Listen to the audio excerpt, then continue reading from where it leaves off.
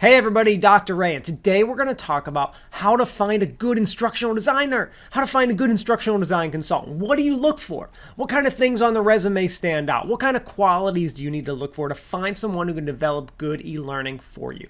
As you know, I run a consulting firm, so if you're looking to hire someone, like a company to do e-learning for you, yeah, come to me. But anyway, we have to hire consultants all the time to work on our projects with us. So I'm always going through resumes, always trying to find the best and the brightest. So let's talk about how I do that. You ready? Let's begin. All right, so the first thing I get is resumes. And I might get sometimes like 30 to 80 resumes. So you got to pick people out. You know, I hear people talking about you need a really, I look on Reddit and they're like, you need a strong portfolio. So that's what gets you strong portfolio. I'll tell you what. The first thing I get when I look at someone is their resume, and I got to pick people out of 80. So you can have the coolest looking portfolio in the world, but if your resume doesn't stand out to me, I'm not even getting to that portfolio. So sorry. All right, so you got to have a resume. So let's talk about what I even look for. When I'm looking at 80 different people, I got to narrow it down. So let's talk about some of the stuff I do. First thing I look for, master's degree and where they went to school. If you don't have a degree in the field, I'm not even going to bother. I've spent too much time, too much wasted time trying to work with or hire people that don't have a degree because they just don't have a basic foundational knowledge of instructional design. I'm sorry. It's happened too much. You might be that one in 100 that does, but you're just getting eliminated right away. Then not only do I look at their degree, I look at where they went to school because I know a lot of people at a lot of different schools, so I kind of know who trained them. Next thing I look at is their experience. If I'm, and this is kind of a tricky one because if I have, let's say the project I'm working on, I'm going to be paying my consultants $100+ an hour. I'm going to be looking for someone with tons of ID experience. Whereas if it's for a nonprofit that doesn't have a lot of money and we're only paying our IDs $25 to $40 an hour, I'm probably looking at someone that has just a little, a brand new ID, but they always have to have some kind of experience. You have to have experience. So degree and experience are a must for getting hired. All right, next thing I look for, and this is kind of getting into the things I look for on their resume, and maybe we're now at the interview. I'm interviewing this person. What kind of qualities do I care about? So I broke this down into 3 places: instructional design knowledge, design and development knowledge, and then the human factor, what are other things outside ID that I really care about? All right, let's talk about those things. So in ID knowledge, can they tell me how they get people to learn?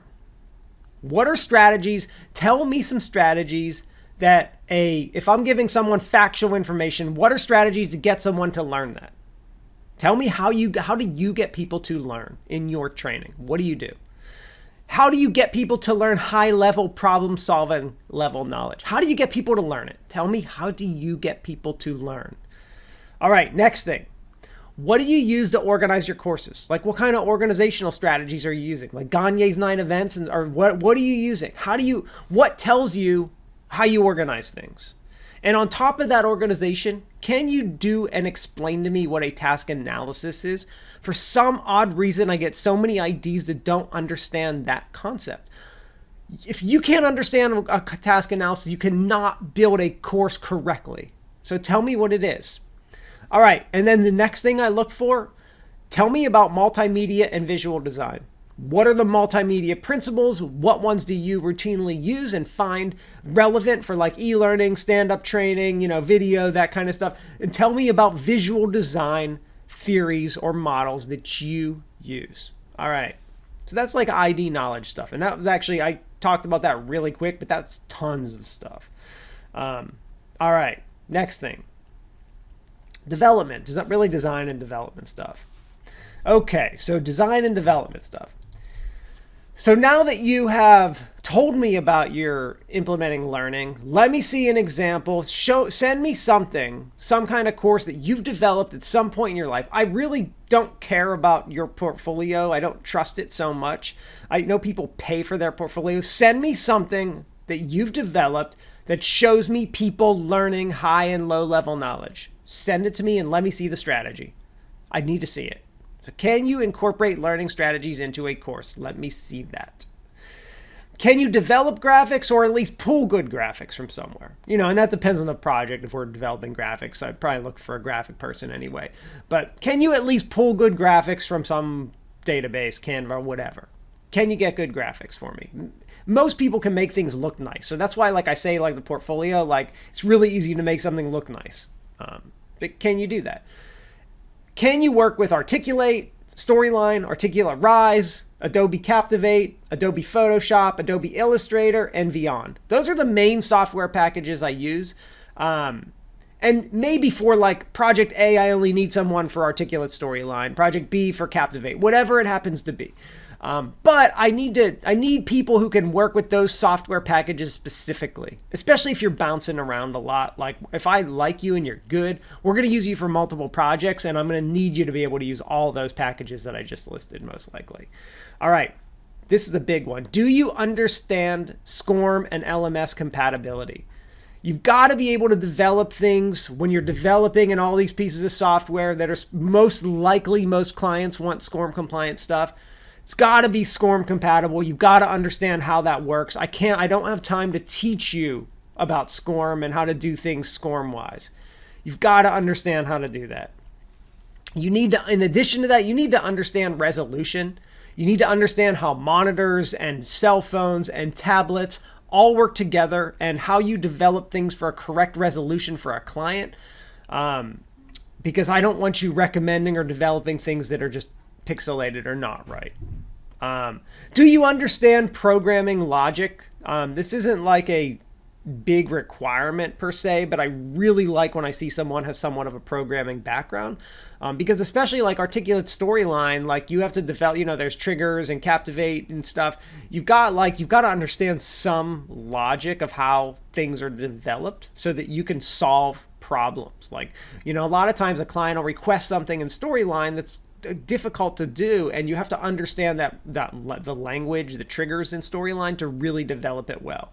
All right, next thing. Do you understand at least the basics of the audio and video development and production process so that when we're working with our narrators, we're working with our video people, you know how to talk to them, you understand what they're actually doing and what they're going to send you and how to work with their file types. All right, that's development stuff. Now let's talk about motivation and some of this like motivation human factor stuff. And a lot of this ties into the ID knowledge and development stuff as well.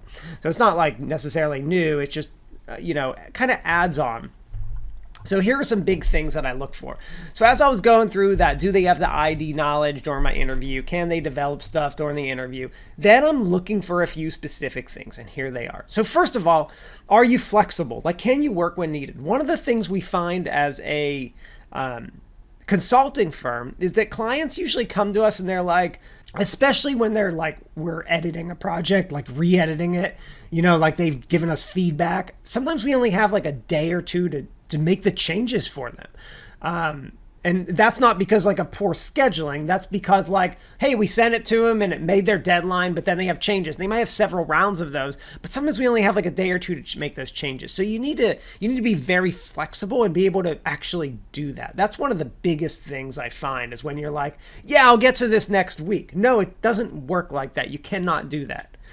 You also have to be dependable in that. Like you can't just say you're gonna, I'll get to this in 5 days. I got to do these 10 other things. No, it's the client needs it in 48 hours. So are you going to do it? Like, here it is. That's not to say I want you working at night or anything like that, but make sure you have a good plan and you tell me that when you're actually working, like all the stuff you are working on. Can you deliver products better than what's expected? Really what I'm saying is you're not going to give me like things that don't work right and things that are halfway done, or I don't have to worry that, is this person actually going to finish this project in time? Can you take criticism and can you deal with rework?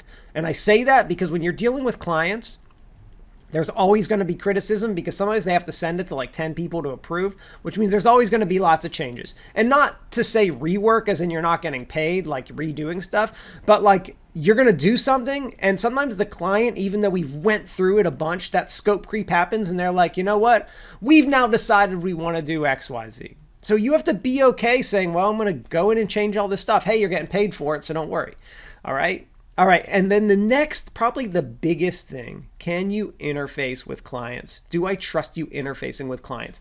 Do you have like a good camera and mic setup? And that's not super, super important, but I do look at that. You're an instructional designer. When I'm interviewing you, especially like we're using Zoom or Google Meet or whatever it happens to be, do you have like dirty laundry in the background and like weird stuff like that? That's a big turnoff. So, what kind of mic and video, like you should have some good stuff as an instructional designer. Like that's kind of your job, is to like be able to present well. All right.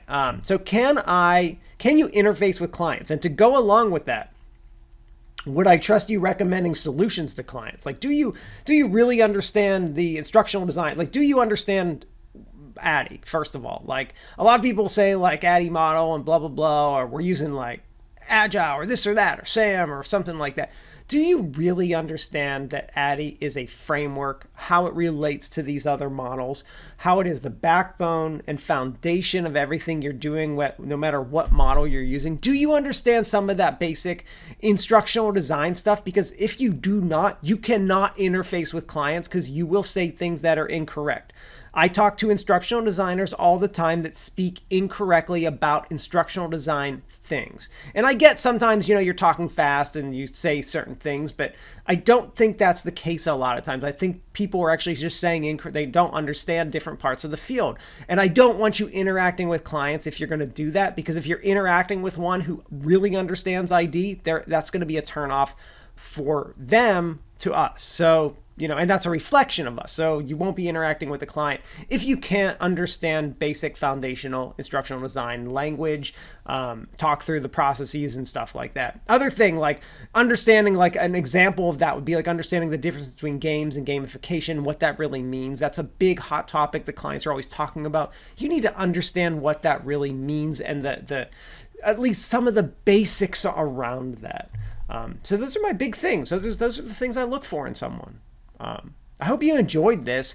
We're hiring consultants all the time. We're working on projects. As I said, if you are looking to hire someone, you're looking for, a small company, a small boutique company to come in and develop some e-learning for you or stand-up training or whatever happens to be, live courses, we do that. But we hire a lot of consultants to work with us. And I'm hiring consultants all the time. I'm hiring narrators all the time. I'm hiring graphics people all the time to do a lot of different work. And these are some of the different kinds of qualities that we look for when we're doing that. I've been going through resumes and going through different people so much over the last 2 years that I thought I would, talk about my experience doing it and some of the things that I look for. So I hope you enjoyed the video. Later.